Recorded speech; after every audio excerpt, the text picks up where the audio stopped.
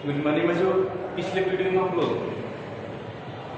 तंतु के बारे में पढ़ रहे थे, यानी रेशा के बारे में हम लोग पढ़ रहे थे, समझ रहे थे। आज की वीडियो में हम लोग उसके आगे पढ़ने का प्रयास करेंगे और समझेंगे। ठीक है, देखिए आप लोग को बताए थे कि तंतु जो होते हैं यानी रेशे जो होते हैं वो कितने तरह के कितने भागों में होते हैं। तो दो भागों में होते हैं, एक जो है प्राकृतिक तंतु होते हैं और दूसरा जो होते हैं कृत्रिम कहिए या मानव निर्मित तंतु कहा जाता है। ठीक है, तो आप लोग को जो है प्राकृतिक तंतु में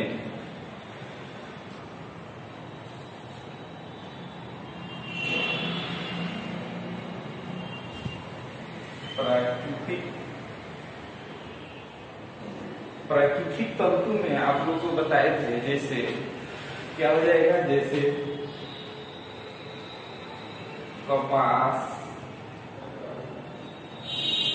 जूट, रेशम,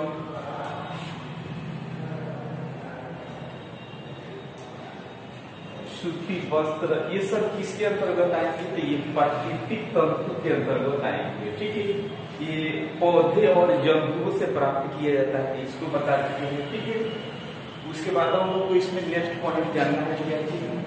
संश्लेषित तंतु। नेक्स्ट पॉइंट, दूसरा पॉइंट क्या है?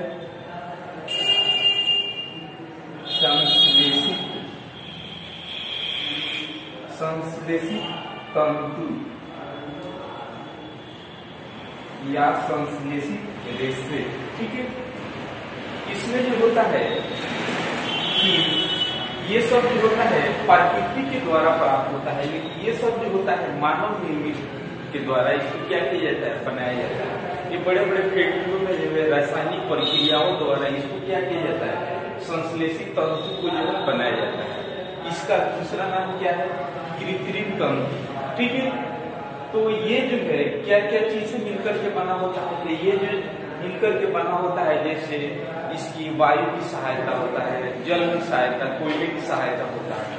इसकी सहायता से बड़े बड़े फैक्ट्रियों में रासायनिक प्रक्रियाओं द्वारा बनाया जाता है। ठीक है, लेकिन जो सूती वस्त्र, कपास, जूट, रेशम जो होते हैं वे क्या होते हैं कि काफी गर्मी के समय में काफी उपयोगी होते हैं। ठीक है, लेकिन इसमें जो है समय के अनुसार जो है अलग अलग प्रकार के व्यक्ति जो होते हैं क्या करते हैं? अलग अलग कपड़े पहनते हैं। जैसे गर्मी के समय में सबसे ज्यादा लोग सूती वस्त्र पहनना पसंद करते हैं। ठीक है, तो किसके अंतर्गत आएगा? तो वो प्राकृतिक तंतु के अंतर्गत आएगा। ठीक है, और जो है ऊनी वस्त्र इसी के अंतर्गत आएगा। किसके? तो प्राकृतिक तंतु के अंतर्गत आएगा। ठीक है, और जो हम लोग को आज जानना है क्या? नेक्स्ट पॉइंट जानना है संश्लेषित तंतु के बारे में। ठीक है, तो यह जो होता है, यह इसमें हम लोग लिखे हैं कि यह रासायनिक प्रक्रियाओं द्वारा बनता है। यह रासायनिक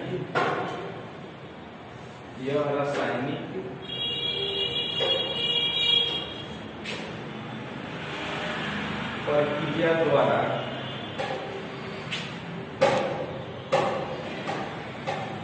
बनाया जाता है। इसमें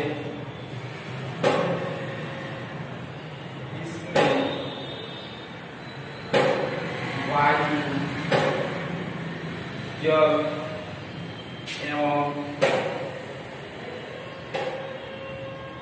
कोयला की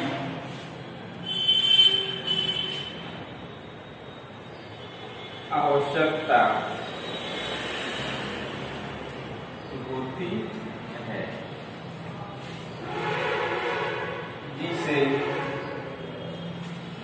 जिसे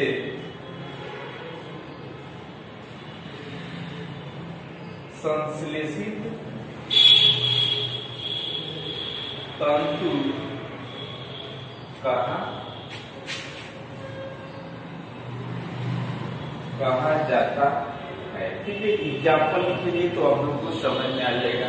यह जो होता है इससे इसके प्राकृतिक तंतु की अपेक्षा जो होता है ये संश्लेषित तंतु जो क्या होता है? मजबूत होता है। ठीक है, जैसे में क्या चीज हो जाएगा? जैसे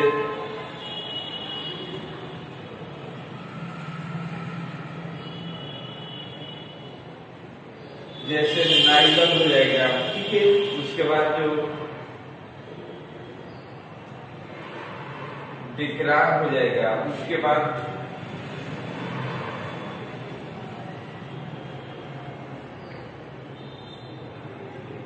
टेरिलिन हो जाएगा, उसके बाद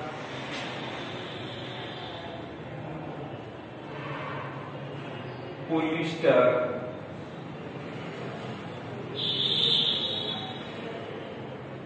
इत्यादि। ये सब किसके अंतर्गत आते हैं? तो ये सब संश्लेषित तंतु के अंतर्गत ये आते हैं या कृत्रिम तंतु के अंतर्गत आते हैं। नायलॉन के द्वारा देखते हैं कितना मुलायम होता है, नायलॉन से भी बहुत सारे वस्त्र बन रहे हैं, ठीक है।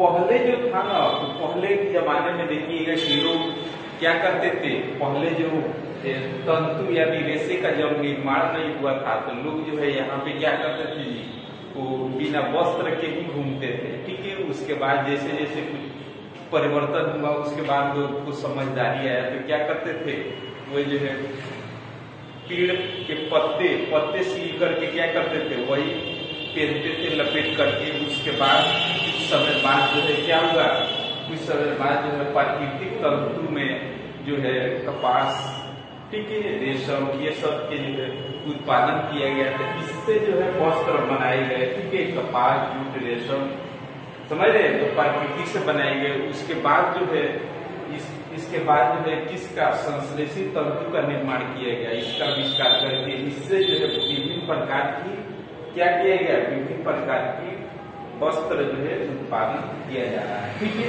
तो ये सब के बारे में हम लोग जान चुके, बहुत समझ चुके। तो आज की वीडियो में इतना ही, इसके आगे और हम लोग कल जानकारी करेंगे और समझेंगे। तब तक के लिए